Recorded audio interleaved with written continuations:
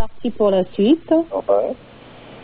Oui, donc on a mis en place un autre procédé, ce qui veut dire que plus personne a le temps de s'occuper, de réfléchir à ça, déjà ce qu'il fait, parce qu'il doit faire selon des ordres quelque chose dont il ignore finalement la finalité réelle. Ouais. Donc il est hors circuit. De fil en aiguille, il est préoccupé par ça, il est contingenté par des horaires, par tout un procédé qui fait qu'au moindre accrochage, c'est-à-dire qu'il peut pas être présent partout, il faut qu'il soit à l'heure à son travail, et puis il faudrait qu'il soit aussi à l'heure au rendez-vous avec ses parents, avec ses enfants, quand c'est le moment. Bon, ben ça peut pas faire parce qu'il y a un horaire fixe qui a été instauré dans une occupation, ce qui veut dire que là, on est mal pris. C'est où on perd son boulot, où on laisse tomber sa famille. Alors après, tu cherches une solution intermédiaire. Donc, il est arrivé des procédés qui se sont mis en place, qui ont été des solutions intermédiaires. On a commencé à faire des crèches, des asiles pour les vieux. On a commencé à faire des mouvements sociaux. Je voudrais juste faire une petite parenthèse. Je viens de discuter avec une amie. Elle a eu un bébé il y a 4 mois. Donc, elle est en plein dans l'allaitement. Ouais. Elle est obligée, là, mi-février, de reprendre le boulot. C'est-à-dire que du jour au lendemain, ce bébé, il va être coupé de sa mère pendant 10 heures par jour, parce qu'il faut qu'elle parte, elle bosse très loin, etc. 10 heures par jour. Tu vois la rupture? Alors, dans un cadre familial encore, ces choses-là pouvaient arriver, ça pouvait arriver. Ça se réglait, pourquoi? Parce que ce bébé, il vivait au contact d'une famille. Donc, il avait sa mère, mais il avait sa grand-mère, il pouvait avoir... Il y avait des relais. Il y avait des relais qui faisaient qu'il ne s'apercevait pas de ça. Pourquoi? Parce que le bébé, il vit pas dans le temps encore. Il n'est pas pressé par une montre.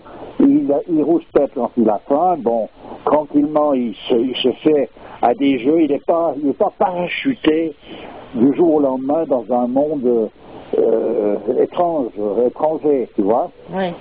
Jusqu'à présent, avec ces crèches, ces choses-là. Le son est sourd. Même, tu dis que dans les crèches, le son est sourd. Non, dans ces crèches, même si les gens qui les reçoivent sont pleins de bonnes intentions, ça n'empêche pas que c'est brutal. Ouais. Voilà. Et puis on en est arrivé après à mettre en place des retraites. Tout le monde a une retraite. Avant, il n'y avait pas de retraite, ça n'existait pas, puisque ces choses-là se passaient en famille, bon, il n'y avait pas de retraite. Il a fallu mettre en place une retraite, autrement les gens se retrouvaient tout seuls en train de crever quelque part. Tu vois? Ouais. Donc, on a mis ça en place. Et de fil en aiguille, on s'est donc habitué à ce genre de choses, et puis à se passer de sa famille, on n'a plus besoin d'eux. Donc on se disloque tranquillement, mais sûrement les choses se disloquent gentiment. On n'a plus besoin les uns les autres, vraiment. On a un besoin affectif qui peut se présenter, mais je veux dire, on n'est plus dans une coalition, tu vois, réelle, ça disparaît. Et là, ce qui pend au nez du citoyen, c'est qu'on va lui sucrer la retraite d'ici peu de temps. Les retraites vont disparaître de la circulation. Ouais. Alors, je ne sais pas comment ça va se régler, tout ça. Ben, comme aux États-Unis, les gens, ils n'ont aucune couverture sociale, voilà. Donc, et pour rejoindre ce que tu disais tout à l'heure, c'est qu'il a été mis des retraites, c'est jusqu'à arriver au RMI pour le jeune. C'est le jeune que l'on prend en charge actuellement. Oui, et on enlèvera aussi le RMI, d'ailleurs c'est en train de disparaître, etc. On enlèvera tout ça à un moment donné. Oui, puis j'entends donc tout le monde, excuse-moi, donc tout le monde se retrouvera le bec dans l'eau. Ah ben le temps est proche de tout ça, effectivement. Hein. Et il n'y a pas eu donc saboter les personnages de manière à leur fournir ces jambes de bois, et à un moment donné, ces jambes de bois, tu les cires. Voilà. Un peu le résultat. J'entends, c'est quand même un jeu qui est cruel, tout ça. Ah, oui. Ben voilà ce que représente en quelque sorte cette merveilleuse civilisation. Elle participe, elle est en plein pot dans toutes ces combinaisons-là. Puis il y a toujours des personnages qui, eux, bénéficient du malheur du voisinage. Plus il y a de gens malheureux, au bout d'un moment, mieux ça vaut pour celui qui en bénéficie. C'est comme celui qui a un métier, plus il y a de clients, mieux ça vaut. Plus il y a de malades, mieux ça vaut. Un dentiste, plus les dents sont gâtées, mieux ça vaut. Je veux dire, on en est arrivé là. La misère, c'est le fond de commerce de pas mal de gens, hein. Ouais. Voilà, on en est arrivé à ce stade. Mais ce stade-là, il ne peut arriver que à partir du moment où justement on perd de vue notre raison d'être, pour en venir à la réalisation. C'est-à-dire, c'est à partir du moment où on s'éloigne de notre raison d'être, qu'on s'éloigne justement de la connaissance de quel est le rôle qu'un homme a, on pourrait dire, à jouer, ou plutôt qu'est-ce qu'un homme. À partir du moment où on s'éloigne de cette question, donc de cette réponse, par la même occasion, donc on se retrouve dans une situation de plus en plus précaire. Ben oui. Mais c'est pas évident de recoller les morceaux quand tout est éclaté dans tous les sens, hein.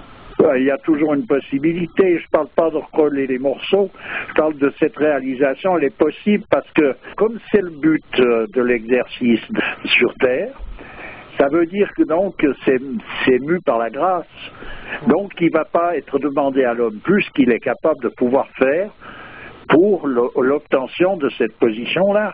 C'est pas plus on va en avant, plus on est faible, plus on nous demande des efforts. Pas du tout. Dieu, il est dans l'équitabilité la plus totale, dans le sens qu'il nous demande ce que l'on est capable de faire, pas plus, ni moins d'ailleurs. Il n'y a pas de raison, puisqu'il s'agit à un moment donné de se donner dans la totalité, tu comprends? Ouais.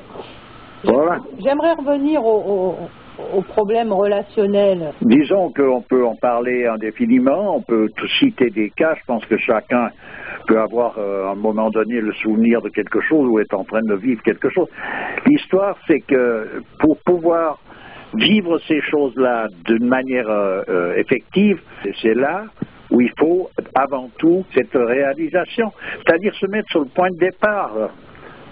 Tu vois, il faut déjà être dans la primordialité des choses, c'est-à-dire qu'il faut être un homme, avoir la conscience de ce que ça représente pour pouvoir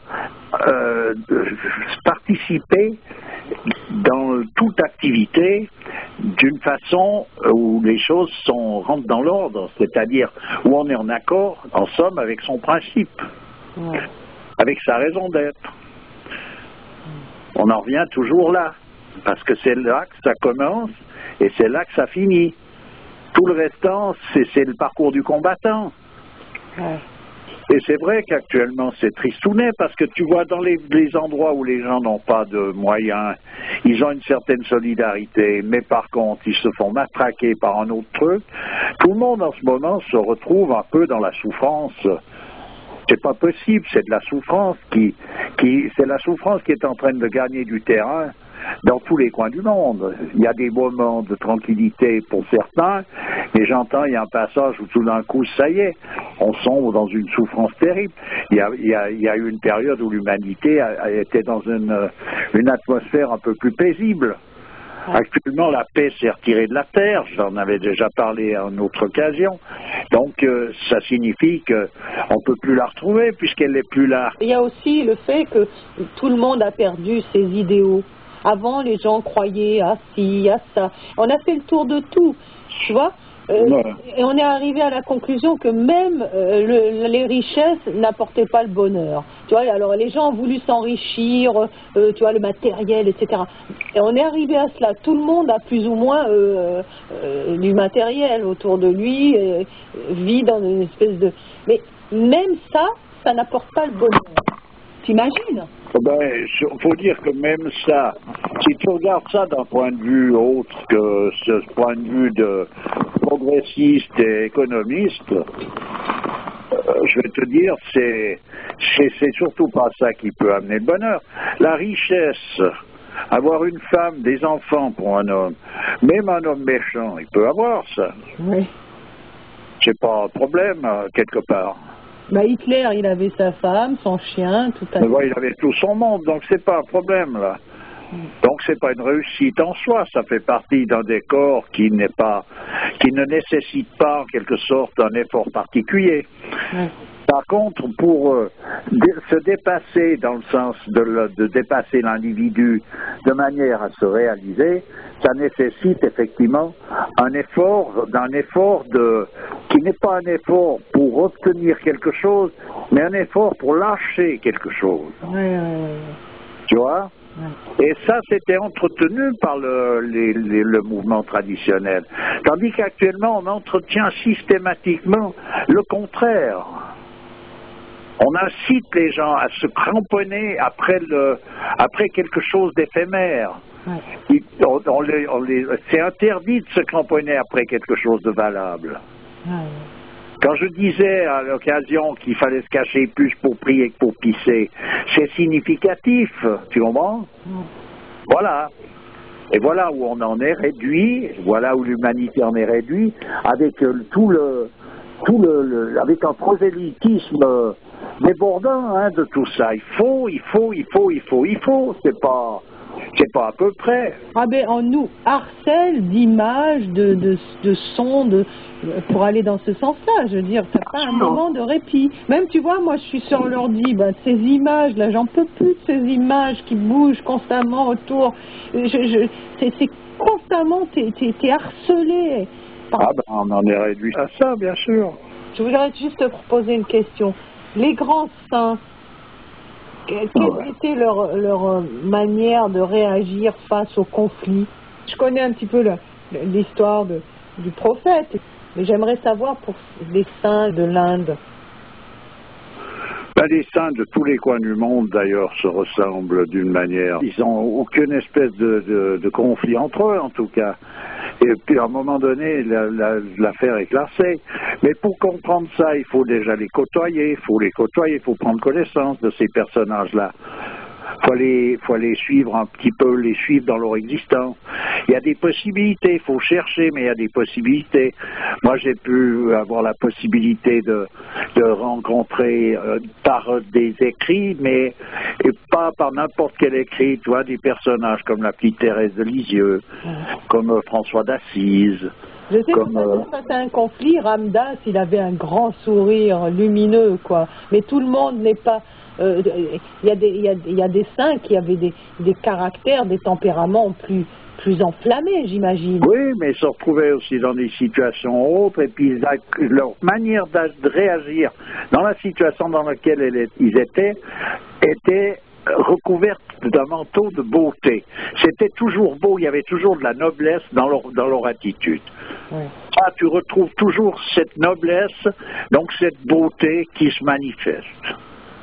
Donc c'est ce parfum de cette vérité qui est en quelque sorte l'état dans lequel il se trouve. Tu me disais que quand on subit des choses comme ça, il faut ne pas se sentir concerné. Oui, c'est ce qu'il faut arriver à obtenir comme position, mais j'entends, c'est même pas, je dirais pas arriver à obtenir, c'est encore des mots qui ne correspondent pas, mais c'est la position dans laquelle se trouve justement un saint. Il renferme en lui-même la totalité de toute la manifestation, ce qui veut dire où est le conflit, qu'est-ce que ça signifie tout ça. Ça n'a plus de sens. Il y a un moment donné, ça n'a plus de sens. Tu veux dire que le plus est neutralisé par le moins? C'est vrai que le plus sera neutralisé par le moins, si on veut, c'est une manière de voir. Toute discussion, elle peut nous amener dans les meilleurs cas qu'à cette conclusion. Tu comprends? Alors on peut citer ceci, on cite cela, mais on peut se perdre dans ces rouages-là d'une manière, on pourrait dire, indéfinie.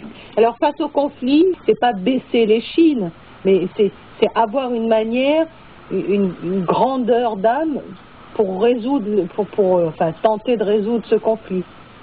Oui, mais je te dis, c'est tout des positions qu'on ne peut pas obtenir autrement que par une réalisation qui est personnelle, c'est une démarche et c'est une expérience personnelle. Ouais. Voilà. Un saint ne peut pas te faire saint tout simplement parce qu'il est saint. Il peut t'indiquer la route, il peut t'indiquer tout ce qui est possible d'indiquer, mais toi, tu es obligé de faire, toi, la démarche. Ouais. Voilà, c'est tout, il n'y a pas de possibilité. Et tu ne peux pas imiter, c'est pour cette raison que tu ne peux pas imiter un saint, tu ne peux pas faire semblant d'être saint, tout simplement parce que tu regardes tout ce qu'il fait, puis tu le fais la même chose que lui. C'est ça qui veut faire l'ange, fait la bête, c'est rien d'autre. Ouais. On ne peut pas. Par contre, ils nous donnent des indications sur un plan où ils nous font voir, ils sont les flambeaux, ils nous éclairent le chemin. Tu vois, c'est celui qui est arrivé au but, c'est lui qui peut nous indiquer la route à suivre pour arriver justement à ce but ultime qui est le but pour tout un chacun. Il est identique. Tu vois? Ouais. Donc ils sont là pour nous montrer ça. C'est pour ça qu'il est recommandé dans toute tradition de se mettre à chercher à côtoyer les saints. Alors, si on ne peut pas les avoir en chair et en os, on les aura par leurs écrits, par les traces qu'ils ont laissées, mais de toute façon, eux-mêmes, ils sont dans l'immortalité, ce qui veut dire qu'on peut prendre connaissance vraiment avec un saint sans l'avoir rencontré nécessairement, tout simplement parce qu'il a vécu sur Terre à une autre époque ou dans un autre lieu où les choses ne se présentent pas nécessairement pour qu'on se rencontre. Moi, j'ai rencontré des saints, je ne les ai pas reconnus tout de suite pour être en ce qu'ils sont. Disons qu'on est dans une réelle difficulté, on peut être au milieu de l'océan et chercher de l'eau. Ça, c'est ce qu'un homme comme le Maharishi disait, vous êtes au milieu de l'océan, vous cherchez de l'eau. Eh bien, on peut être entouré de saints et puis ne pas voir briller cette lumière. Donc, je te dis bien, c'est ambigu à quelque part, mais la démarche consiste à les côtoyer, à les observer et puis à être auprès d'eux. Parce que le simple fait, le rayonnement qui dégage de ces personnages-là, on ne peut pas avoir une meilleure thérapie, on pourrait dire, pour rétablir un peu d'équilibre dans la folie qui s'est emparée de l'homme. Ouais. Depuis longtemps, d'ailleurs. Ouais. Ok. Voilà. Ok, ben écoute, je te remercie et puis à bientôt. Ben oui, à bientôt et c'est toujours avec plaisir. Ok, ben au revoir. Au revoir.